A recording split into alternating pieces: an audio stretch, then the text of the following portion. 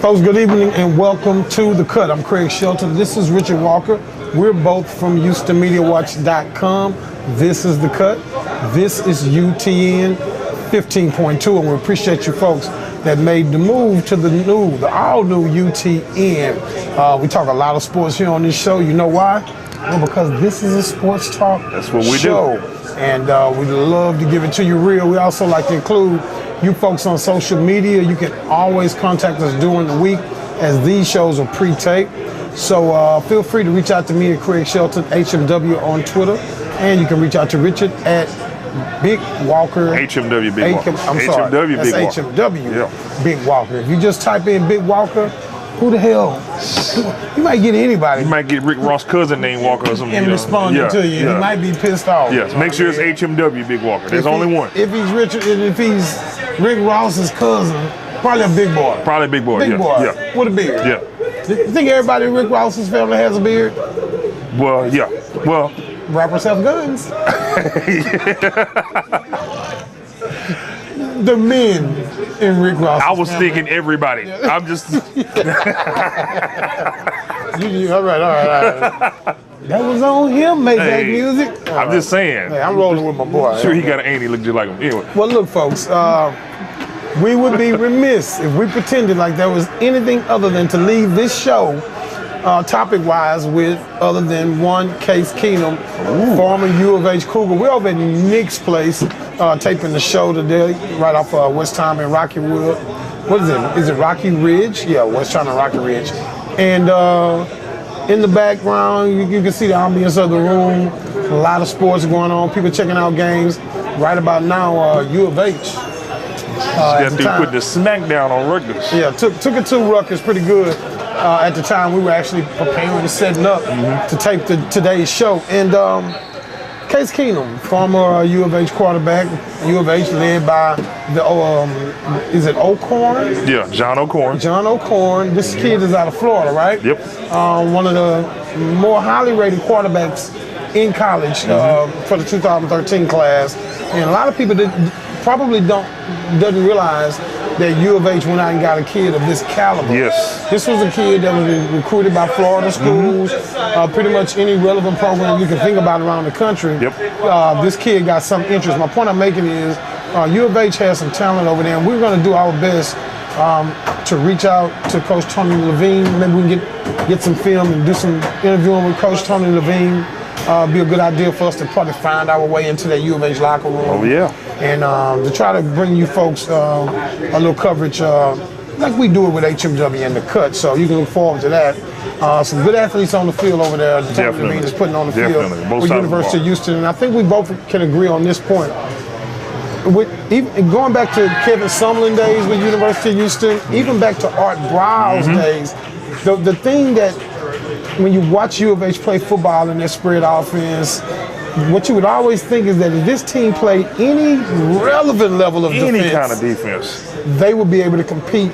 And if you think about the better U of H teams under those systems, they've played some level of relevant defense. And that's what you're seeing from U of H this year, folks. They are defending. They're playing on both sides of the ball. Right. And I think the thing that sets this team apart, at least so far, is that they're so young and they're able to do this. Yeah, which gives you a lot of optimism going forward. Yeah, I mean, we got a team that's loaded with freshmen and sophomores, and they're competing at such a high level.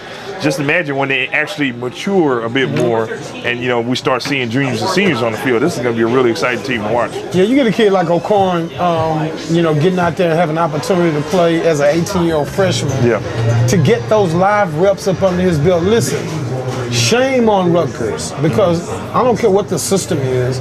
18-year-old kid should not be able to come into in your house and take in New care of Jersey business in that fashion. Yep. Now, granted, this offensive system does allow for some things, for some opportunities for success for any quarterback. It keeps pressure on defenses, and I get all of that. But when you got a guy like Teddy Bridgewater leading your football team, I have to put this one on the coaching staff that they were not more prepared. Right. I just don't think U of H should be that good yet, especially with an 18-year-old freshman quarterback, a freshman and sophomore roster primarily, to go into Jersey and win that football game. Right. I don't Easily. think it should happen. Easily. And to win it in the fashion they wanted. Should not have happened. So definitely, I just wanted, we haven't gave U of H enough love on the show, and I think it's time to go there now.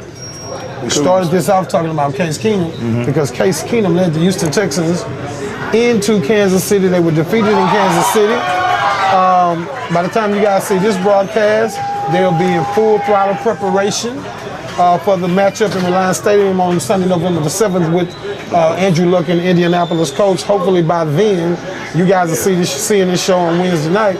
I would assume Kubiak has made the announcement that Case Keenum will be starting for the Texans. If you're seeing this show and Gary Kubiak has announced that Matt Schaub is starting for the Texans on Sunday, feel free now to stand naked in front of the TV, grab a shotgun, walk out in your front yard, and off yourself. Did you feel the heat? I felt the heat from them. Even though this is pre-taped, I felt the heat coming through. That happened. I felt it coming through the camera. Like, I know he didn't. So it could happen though. It could happen. We'll talk a little bit about what most folks already know, and we'll talk a little bit about where the division stands right now for the Texans, and then that's the division standing for the Texans and the rest of the division, and then we'll go ahead and you and I will give our takes and our understanding and our recommendations of what should be happening over at Reliance Stadium with Case Keenum and Matt Schaub and the Texans.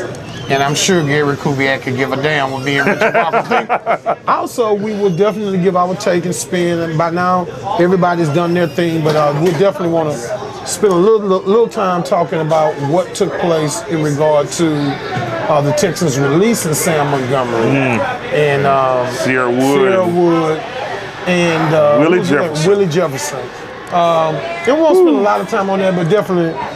So the Texans find themselves right now trailing the Colts by 3 games. The Colts, well, the Titans are off the bye week, same bye week with the Texans, correct? Yes. Who do the Colts have this week? The Colts are, I believe they're actually on bye as well. I think only Jacksonville plays. Only Jacksonville plays, okay. Yeah. So you're talking about a 3-game lead for the Colts. The Texans have 2 remaining matchups with the Colts, 1 remaining matchup with Tennessee, and 2 matchups with Jacksonville.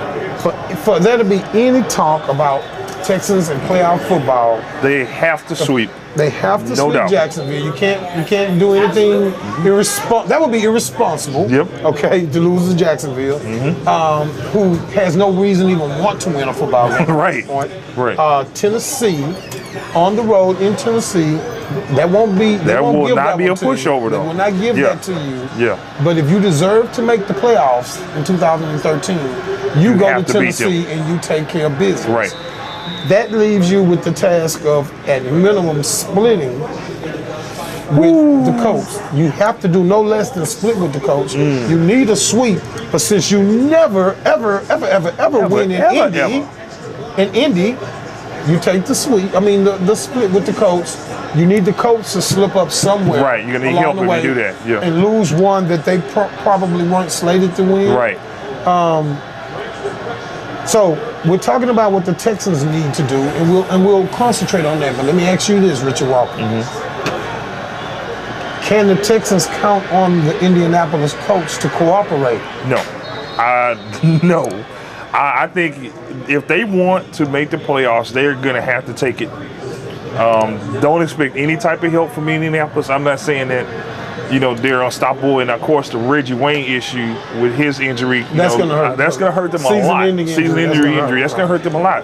Just as Brian Cushing's injury is going to affect the Texans. Defensively, it's huge. But I think that, still they have enough pieces in place to be the same kind of force that they were and they have been all season.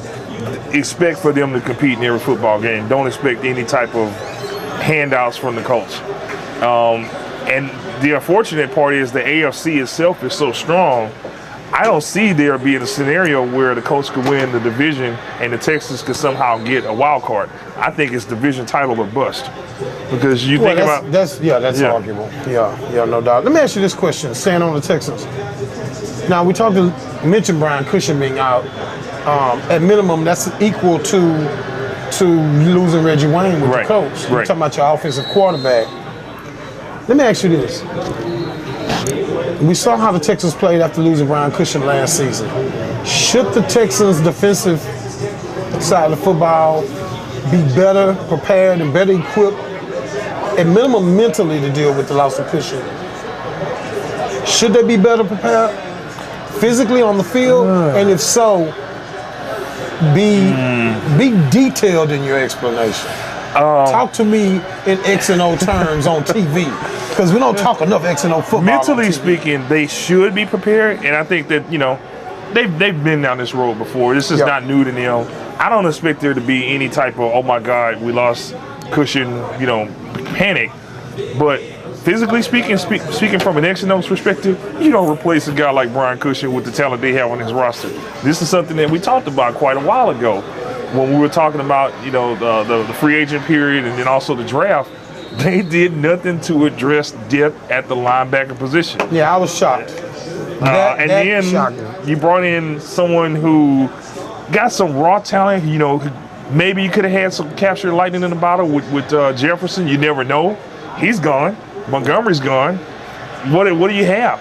We know for a fact that what you have is just not. They haven't proven themselves. Well, Sharpton is always hurt. Right. Joe Mays, Joe Mays is a hard hitter. Right. Plays with a lot of energy and intensity. He doesn't have the fallback of continuity with this defense yet. Right. And I think people haven't really been hard on Joe Mays. Right. But I've heard a couple of the football guys around town that I respect start to, well, not so fast. Keep in mind, folks, this is his first year in the system, playing next to guys he haven't played next to before. Right. And I know he's an inside 3-4 linebacker, but he's still playing on a different team. And I don't care if you playing a similar style defense. It's still different wrinkles to it. Yeah. And that completely the dynamics completely changes when you take a guy like Cushing out. Now it's almost like being on another team. Joe Mays shouldn't have to be awesome for you. He's supposed to be solid for you. Right. Now he has to be a little bit more. A little bit more. Yeah, no doubt about that. Yeah. In regard to the mental preparation from Wade Phillips in regard to replacing Brian Cushing, I think that the Texans should fare better. They should play better overall inside. I just think that when you've dealt with a situation like that in such a traumatic fashion, and I think you're better if you've got Sharpton and you got Joe Mays playing side by side, I think you're in better shape than you were the previous season. Right. When you had Brady James and there's a reason why he's at home. Tim Dobbins. And Tim Dobbins is another Texan that was released. Also. So now hopefully by the time you folks see this show, the Texans have signed someone else. I know they had re-signed Muhammad off the practice squad right after the Cushing injury. No, actually they signed him before the Chiefs game because he played well on special teams. Right. There just isn't a whole lot. Muhammad will get more reps as well, and that's the guy. That's the guy I'm really interested in because I was a bit critical of him at the end of the preseason. I didn't like what I saw with his lateral movement. Right. And someone told me that I respect that I was wrong about that. Well, I was like, well, what I saw in that game I didn't like. And they say, well, I won't argue with you there, but he's better than you giving him credit for laterally. If I have to have a trade-off, at minimum, what I saw with the Texas linebackers last season, absent Brian Cushing, was they didn't play downhill. Right. You're not going to play in trash the way Cushing does and be as disruptive. But please, whatever you do, Texas linebackers, at minimum, be a specialist. Be good in one area and be good playing downhill. Right. And Wade Phillips needs to be good about putting them in good opportunities, then run blitz opportunities. Right. If these linebackers are going to get eaten up in the passing game, so be it. Right. But do not be used in the run game. Exactly. Be good at something. Folks, we're going to run to a break. And when we come back, we'll discuss whether or not J.J. Watt is the best defensive lineman on the Texas front line, or is it Antonio Smith? Hey, I didn't come up with this. I'll explain when we come back right here on The Cut.